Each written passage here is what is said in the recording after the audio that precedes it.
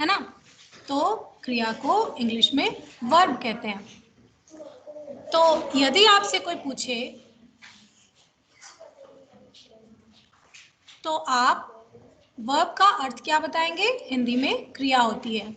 और हिंदी व्याकरण को if you are talking in English तो आप क्या कहेंगे? हिंदी ग्रामर।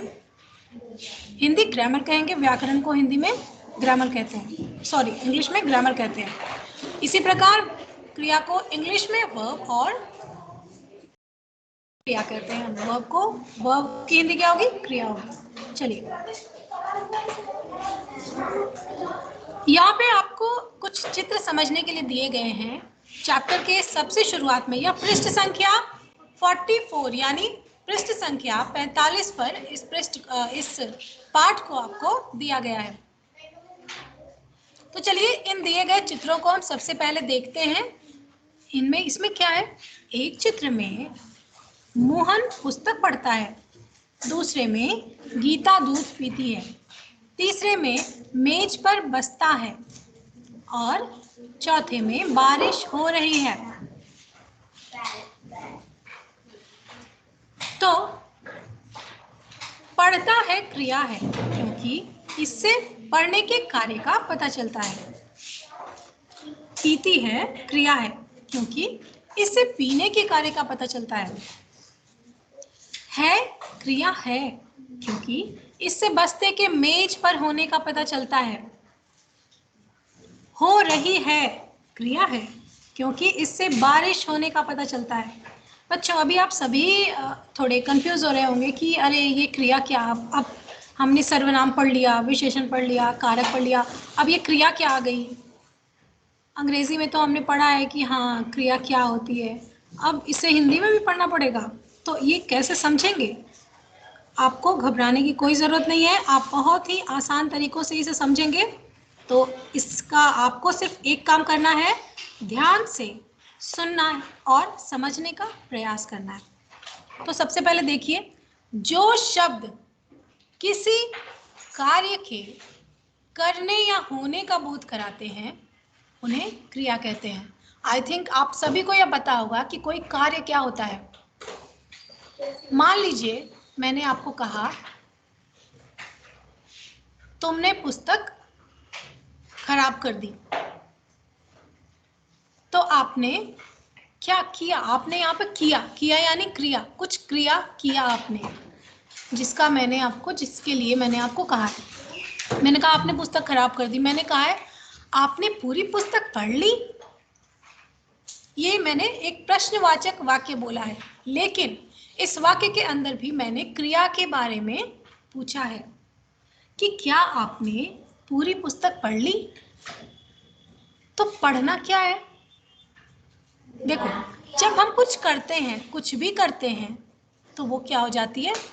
क्रिया हो जाती है, यानी करना हो गई क्रिया। जैसे मैंने खाना खाया तो मैंने कुछ किया ना, ये क्रिया है। यदि मान लो मैंने अपनी बॉडी को मूव किया, मैं दौड़ा, मैं हंसा, मैं गाया, मैंने नाचा और फिर मैं मूर्ति बन गया, मैं स्टैचू हो गया, ये भी क्रिया है। मैंने सब किया, उसके बाद मैं स्टैचू बन गया या किसी ने मुझे बना दिया, फिर तो ये भी मैंने क्रिया किया। मैं क्रिया करके मैं स्टैचू बनने की क्रिया कर रहा हूँ या मैंने किया, कुछ करना तो पड़ा ना। तो जो कुछ करना होता है, जब हम कुछ करते हैं, जब आप कुछ करते हैं, तो वो क्या कहलाता है? वही तो क्रिया कहलाता है। कुछ भी किया हो गया क्रिया। आपने कुछ भी किया वो हो गया क्रिया। तो आपको बस अपने दिमाग पे ज़्यादा लोड नहीं लेना है, बस इतना समझना है कि आपने कुछ किया, हो गया क्रिया, है ना। आप इसे बहुत ही आसानी से समझेंगे। मैंने कुछ किया, वो हो गया क्रिया, या उसने कुछ किया, वो भी हो गया क्रिया। या फिर मैंने खाना खाया, मैंने क्रिया किया। या फिर हम सभी ने गीत गाए, हम सभी ने गीत गाए, तो हमने क्रिया किया। किस चीज का क्रिया किया? गीत गाने की क्रिया की हमने, हमने गीत गाने की क्रिया की, इसलिए गीत गाने का काम किया, कार्य किया। तो कुछ भी कार्य क्या है? क्रिया है। कोई भी कार्य की क्या है? कोई भी कार्य क्या है? फिर से बोलिए। क्रिया।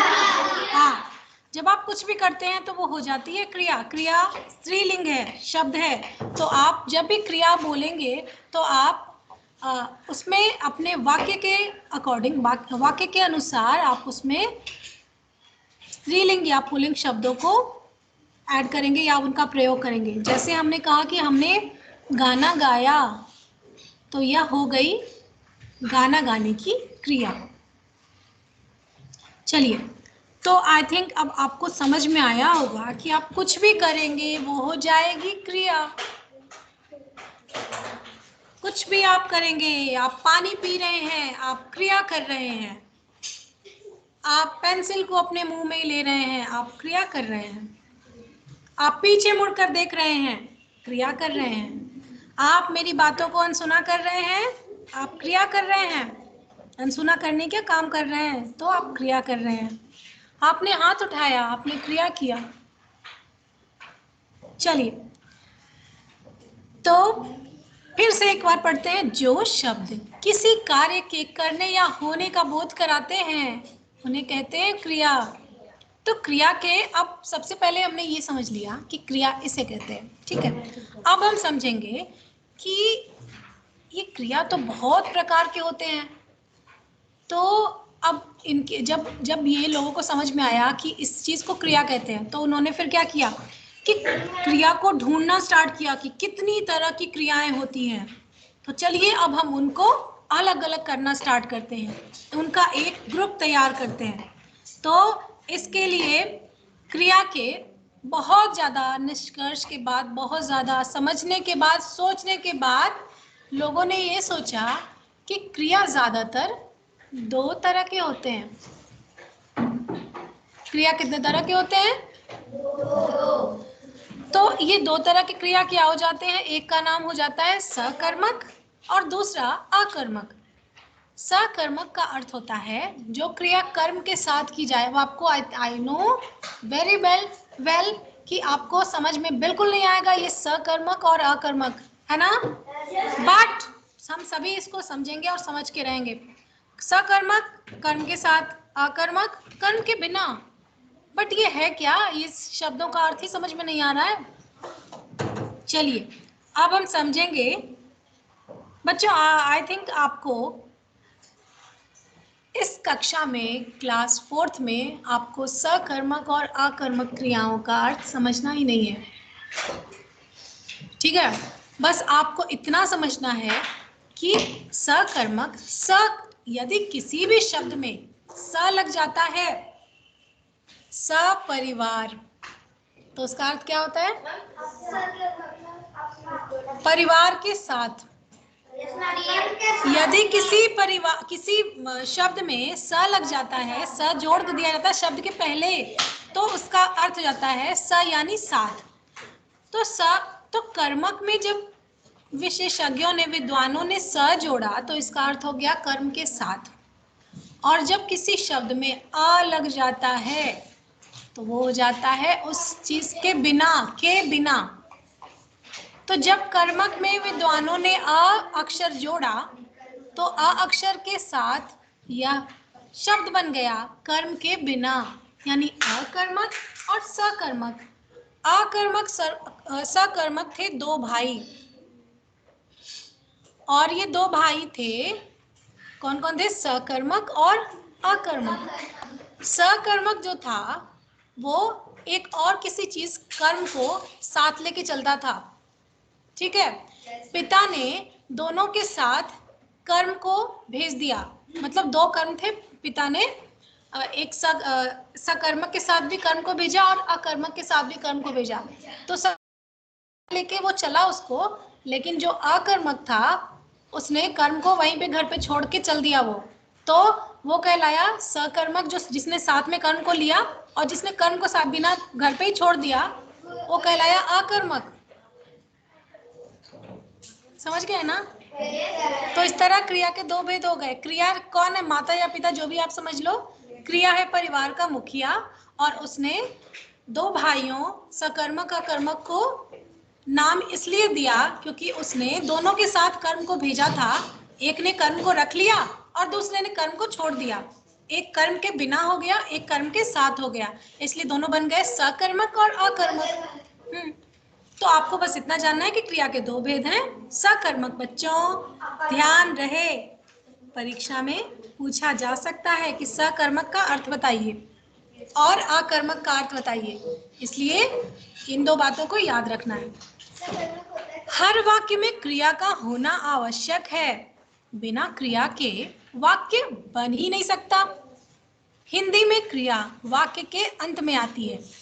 क्रिया का वचन व लिंग कर्ता के अनुसार होता है। हिंदी में क्रिया वाक्य के अंत में आती है और क्रिया का वचन व लिंग कर्ता के अनुसार होता है। अब कर्ता कहेंगे आप क्या है? तो कर्ता क्या होता है बेटा? सब्जेक्ट होता है कर्ता। कर्ता को इंग्लिश में सब्जेक्ट कहेंगे। देखिए सबसे पहले आप देखेंगे कि हर वाक्य में क्रिया का होना आवश्यक है। जैसे हमने बोला, मैंने बोला कि मैंने आज खाना, और रुक गई मैंने बोला, मैंने उसके आगे बोला ही नहीं कि मैंने खाना आज नहीं खाया, खाया, मैंने कुछ नहीं बोला, मतलब मैंने क्रिया लगाया ही नहीं। नो, मैंने क्रिया लगाया ही नहीं। तो सामने वाले प्रियांश ने उसको कुछ समझा ही नहीं कि मैम कहना क्या चाहती है। मैम ने तो बस इतना ही कहा कि मैंने खाना, इसका क्या मतलब होता है? ये कोई बात हुई? ऐसे थोड़ी कहा जाता है। उनको कहना चाहिए था कि मैंने खाना खाया या फिर मैंने नहीं खाया। उन्होंने तो क्रिया का प्रयोग किया ही नहीं। जब मैम ने क्रिया का प्रयोग किया ही नहीं तो मैं उस बात का अर्थ कैसे समझूंगा? ठीक है ना? तो इसी तरह से जब आप किसी से बात करते हैं, कोई वाक्य बनाते हैं, तो आपको क्रिया का प्रयोग करना आवश्यक रहता है। बिना क्रिया के आपकी बात कोई समझ नहीं सकता, आप अपनी बात किसी को समझा नहीं सकते। ठीक है ना? जब क्रिया नहीं होगी, कुछ अर्थ नहीं होगा आपकी बातों का। और हिंदी में वाक्य में के अंत में क्रिया आती है, जैसे मैंने खाना खाया।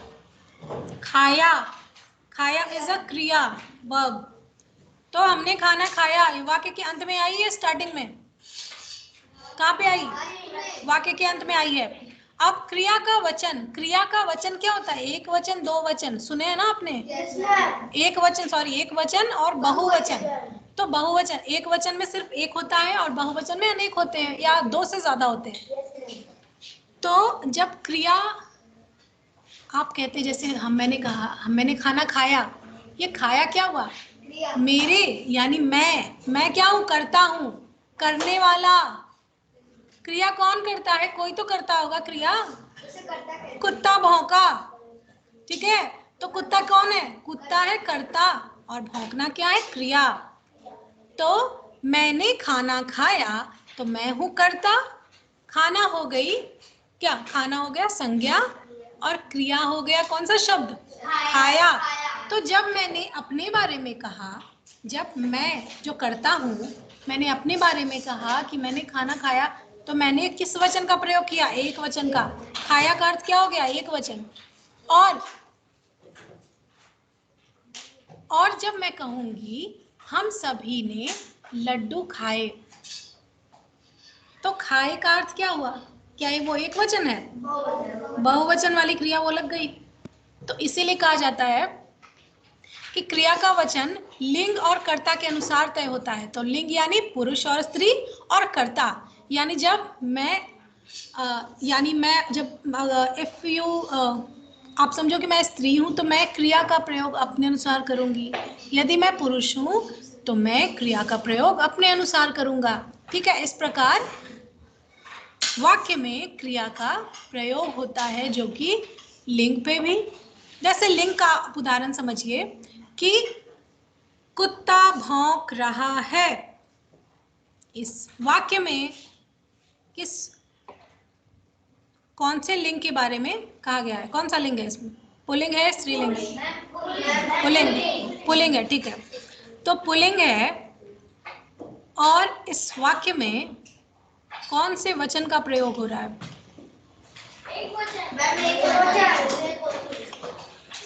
है ना? तो वचन और लिंग कर्ता के अनुसार तय होता है। यानी कुत्ता है, कुत्ता यानी एक ही कुत्ता है, तो एक वचन या फिर उसका बहुवचन वो प्रयोग होगा। अब देखिए मैं कह रही हूँ कुत्ते भौंक रहे हैं, तो कर्ता क्या है यहाँ पे? कर्ता कुत्ता क्या है? कौन सा वचन है? बहुवचन है। तो इसलिए जब कर्ता बहुवचन है तो उसका जो लिंग है, सॉरी, जब कर्ता बहुवचन है और जब आप उसमें क्रिया का प्रयोग करेंगे तो वो क्रिया क्या हो जाएगी? क्रिया भी तो बहुवचन या उसके अनुसार होगी ना। जैसे आप कहें कुत्ते भौंक रहे हैं, और अगर एक कुत्ता है तो हम कहेंगे कुत्ता भौंक रहा है, कहेंगे ना। तो इस प्रकार दोनों वाक्यों में डिफरेंस होगा, क्योंकि हम सबसे पहले देखेंगे कि कर्ता कौन है। यदि हमने देखा कि कर्ता एक है तो उसके अनुसार हम क्रिया का प्रयोग करेंगे। एक कुत्ता भौंक रहा है। अब हम कहेंगे, अब हम देखेंगे कि अगला जो वाक्य है उसमें 4 बिल्लियां भूखी हैं। तो हमने देखा कि यहाँ पे जो कर्ता है वो 4 बिल्लियां हैं, तो अब हमें इनका वचन और लिंग के अनुसार ही क्रिया का प्रयोग करना है। तो इस चीज को आप आई थिंक आप सभी ने अब समझ लिया होगा। अब है एक लड़का खेलता है, नो, लड़की दौड़ती है, लड़के खेलते हैं, लड़कियां दौड़ती हैं। तो देखिए आप एक चित्र में एक वचन, दोनों एक एक अकेले अकेले हैं यानी एक वचन में है, और दूसरे वाले चित्र में बहुवचन में 2 चित्र हैं, और इनमें जो क्रिया का प्रयोग है वो इन कर्ताओं के अनुसार हुआ है। कर्ता, ये लड़का लड़की कर्ता हो गए, फिर यहाँ पे कई लड़के हैं तो वो भी कर्ता हो गए, लड़कियां भी कर्ता हो गई, और इनके अनुसार ही इनमें इनका लिंग और वचन प्रयोग हुआ है और बदला है। ठीक है, अब आप देखेंगे मुख्य क्रियाएं क्या क्या होती हैं। खेलना, दौड़ना, नहाना, पढ़ना, रोना, नाचना, गाना, सोना, हंसना, लिखना, पीना, खाना। इसके अलावा भी दुनिया में बहुत सारी क्रियाएं होती हैं। कुछ अन्य क्रियाएं देखिए, सुनना, बैठना, उठना, उड़ना, आना, भागना, जाना, खरीदना, देखना, चलना, लेना, बेचना, चुनना, रुकना, पकड़ना, रखना। तो बच्चों आप अपने आसपास देखोगे, अपनी दिन प्रतिदिन के प्रयोग में आने वाली हर एक क्रिया को पर ध्यान दोगे कि आप अपने वाक्यों में किस प्रकार की क्रियाओं का प्रयोग करते हो। ठीक है ना? जब आप किसी से झगड़ा करते हो तो इस क्रिया को कहेंगे झगड़ना। अगर क्रिया को एक अकेले शब्द में बोलना होगा तो आप उसमें ना का प्रयोग करोगे, उसके पीछे ना लगाओगे, है ना। हंसना, हंसना, हंसना क्रिया है। रोना, गाना, उठना, बैठना, खाना, पीना, नाचना, पकाना, देना, लेना, भागना, आना, जाना, ये सारी क्रियाएं हैं बेटा। बोलना भी है। अब चलिए आती है अभ्यास कार्य की बारी। तो बेटा अभ्यास कार्य का कार्य हम कल करेंगे। आज हम इसी पाठ को फिर से दोहराएंगे, आप इससे घर पे फिर से पुनरावृत्ति करेंगे इस पाठ की। इसके बाद कल की कक्षा में आप इसी पाठ का अभ्यास कार्य करेंगे। तब तक के लिए धन्यवाद। आपका दिन शुभ हो।